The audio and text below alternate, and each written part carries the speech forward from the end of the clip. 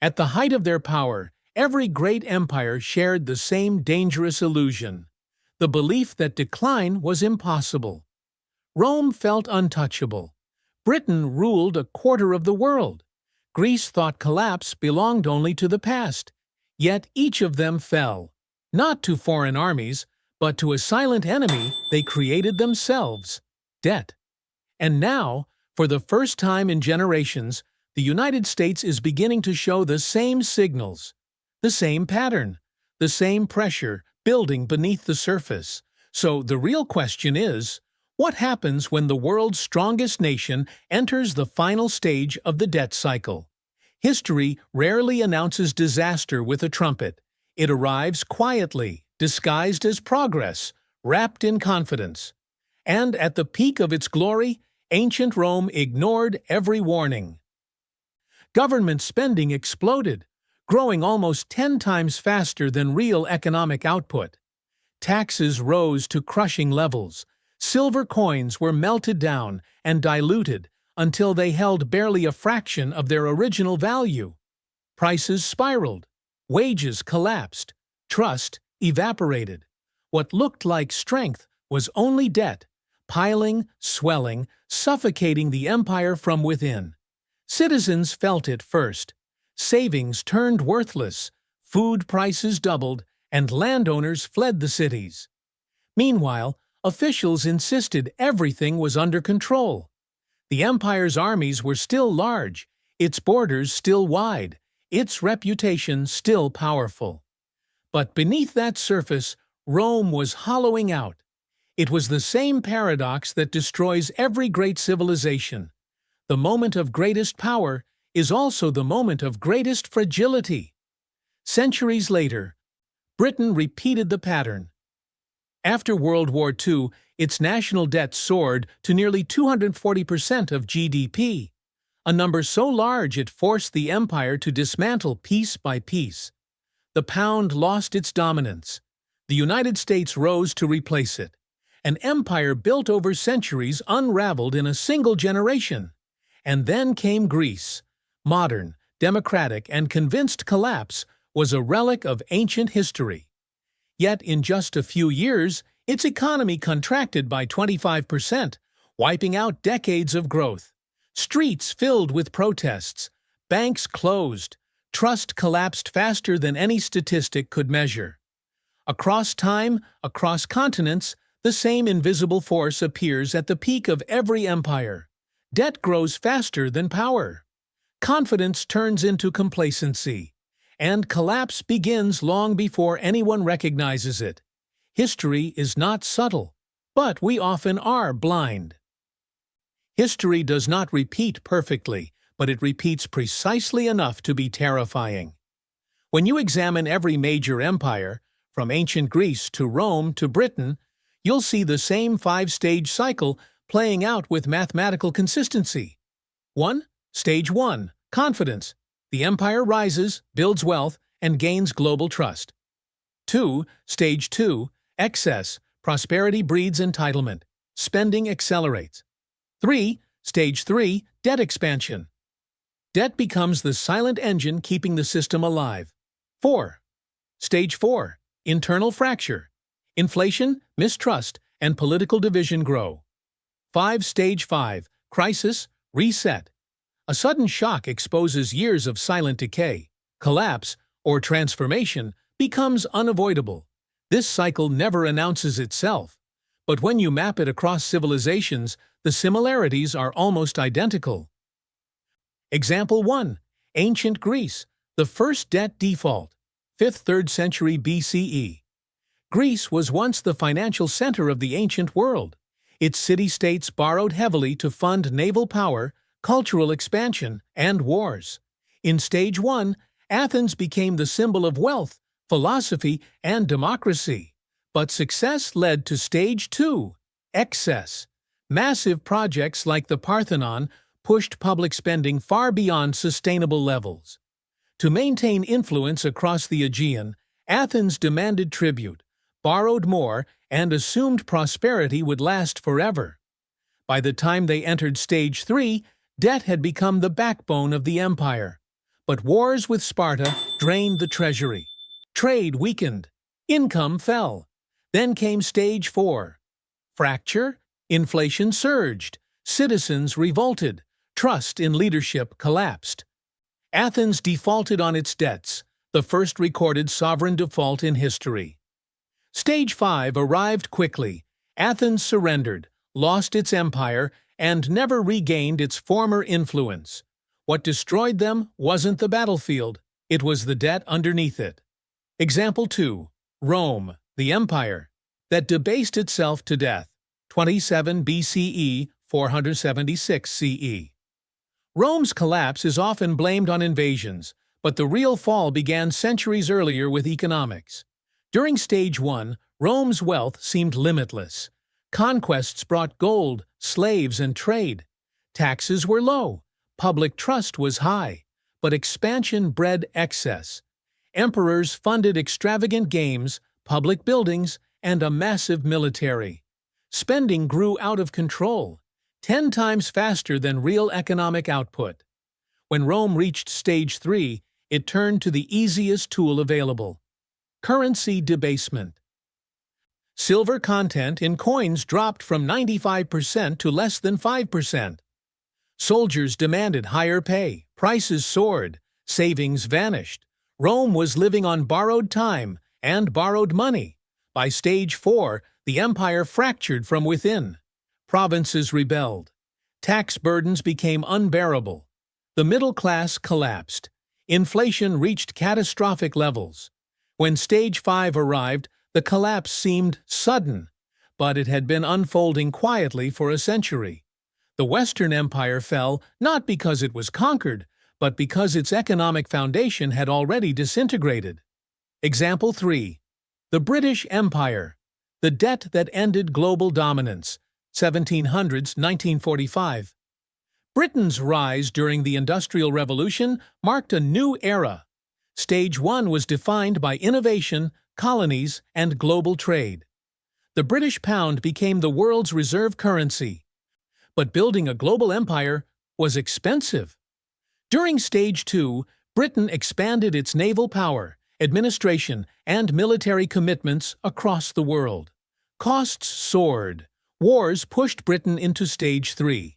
The Napoleonic Wars, then World War I, and finally World War II, forced the government to borrow at unprecedented levels. By 1945, national debt reached nearly 240% of GDP, beyond sustainable. Then came Stage 4. The pound devalued. Britain lost its colonies one by one. Economic pressure forced the empire into retreat. And Stage 5 happened with shocking speed. Within a single generation, the world's largest empire dissolved. The United States replaced Britain as the global financial center. Reserve currency status, the greatest symbol of trust, shifted across the Atlantic. Debt didn't just weaken Britain, it ended its era. Example 4. Greece, modern era, the 21st century meltdown, 2001–2015. For decades, modern Greece enjoyed the fruits of Stage 1 and 2, trust from the European Union, cheap credit, large public spending, and rising living standards. But entering the Eurozone gave Greece access to enormous borrowing. Stage 3 accelerated fast. Public debt exceeded 180% of GDP. Tax collection weakened government spending, outpaced economic growth. Corruption scandals eroded confidence. When the 2008 crisis hit, Greece spiraled into Stage 4. Banks froze. Youth unemployment hit 58%. Social trust evaporated. Then Stage 5, the reset. Austerity measures, bailout agreements, mass protests, and a national depression that erased 25 years of economic progress. The collapse was modern, but the pattern was ancient. Across thousands of years, across different cultures, across different technologies, the pattern is always the same. Confidence, excess, debt, fracture, reset. Empires don't fall from a single blow. They fall from a pattern they never take seriously. If history ended with Rome or Britain, this story would just be a warning. But the pattern didn't stay in the past. Today, The United States is standing in the middle of the same cycle, and the numbers are beginning to look disturbingly familiar. For most of the 20th century, America lived in Stage 1. Confidence. Productivity surged. Innovation reshaped the world. The dollar became the global reserve currency. Trust in the American financial system was absolute. But prosperity eventually drifted into Stage 2. Excess. Spending expanded far faster than revenue. Entitlement programs grew. Wars were financed with borrowing rather than sacrifice. Each administration, regardless of party, promised more benefits, more projects, more expansion. And slowly, the line between strength and overconfidence began to blur. Then came Stage 3, debt acceleration. And this is where the numbers turn from concerning to historic. The U.S. national debt has passed $34 trillion. Interest payments, money spent not on schools, not on infrastructure, not on defense, but just to service existing debt, are now greater than the entire defense budget and larger than spending on education and research combined. This is the same pressure point that broke Britain after World War II.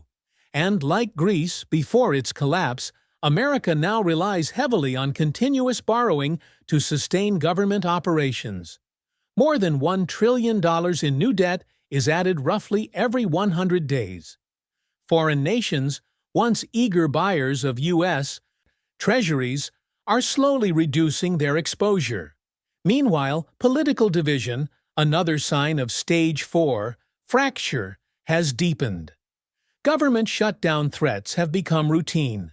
Economic debates turn into cultural battles. Trust in institutions, once America's greatest advantage, is weakening. Even the dollar, long considered untouchable, is feeling subtle pressure. While it remains dominant, global reserves are diversifying. Gold buying has surged. Countries are experimenting with alternative payment systems. No single shift is decisive, but together they resemble the early tremors that preceded Britain's loss of reserve status. And this leads to the uncomfortable truth. If the cycle truly repeats, the U.S. is no longer in Stage 1 or 2. It is somewhere between Stage 3 and Stage 4. Debt is rising faster than the economy. Interest costs are compounding. Trust, always the final line of defense, is thinning. History whispers the same warning it gave Rome, Britain, and Greece. Collapse never feels imminent until the moment it arrives. The past is no longer a distant mirror. It is a live forecast. If there is one truth that history has proven over thousands of years, it is this. Debt is not just an economic issue. It is a law of civilizations.